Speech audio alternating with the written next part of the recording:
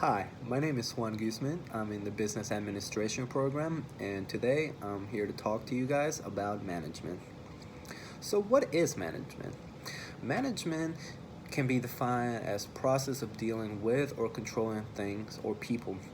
It can also be defined as a role that an individual takes to help lead a person, a group, or a corporation towards working the best that they can while also doing it right and responsibly. So, a perfect example of management and how management can go wrong could be explained with Wells Fargo. Now, Wells Fargo is a bank that began in 1852 in California during the gold rush, and it began as a small express and banking firm. And over the last 150 plus years, they've grown to be one of the biggest and most successful banking companies in the US, if not the whole world. So, why did Wells Fargo come under fire? Well, back in September of 2016, Wells Fargo was slapped with three different lawsuits, totaling over $185 million. But why? Well, upon investigation by different government agencies, they found that Wells Fargo had over 1.4 million fake bank accounts under them. Essentially, they had 1.4 million accounts that were open in behalf of people without their consent. So they did not know that they had extra debit card accounts, credit cards accounts with Wells Fargo.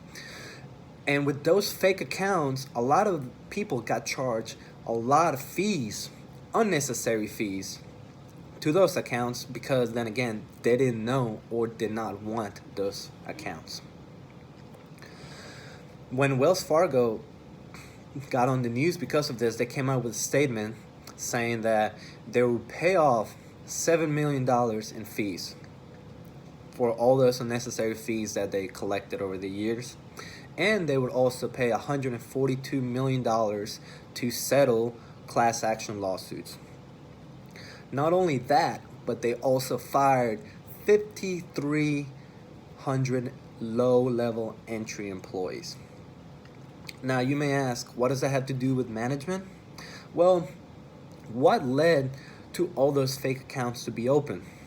Well, let's start out with the working culture at Wells Fargo in just the retail part of the business. Wells Fargo paid their employees in a compensation-based pay, pretty much saying the more accounts they opened for people, the better they got paid, the faster they moved up in the company.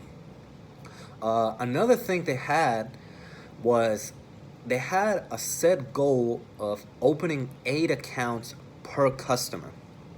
So essentially, for every customer that would walk into Wells Fargo, a person would try to sell them at least 8 different bank accounts with Wells Fargo, which already seems unrealistic enough since most people only carry 1 debit card, 2 debit cards, and maybe a life savings account. So when employees were being cornered and pushed to meet those certain deadlines and goals, they were pretty much forced to open up those fake accounts because if people did not meet those goals, they would either get demoted or they would even get fired. And it was crazy because that's very immoral for a corporation to ask so much of their employees. Another thing they got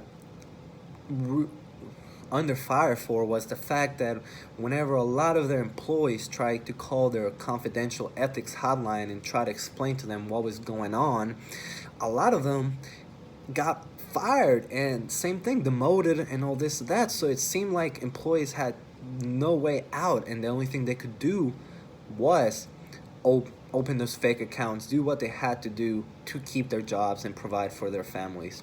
So at what line do we put the blame on? Do we put the blame on the low-level employees, or do we put the blame in the people in charge in the management department?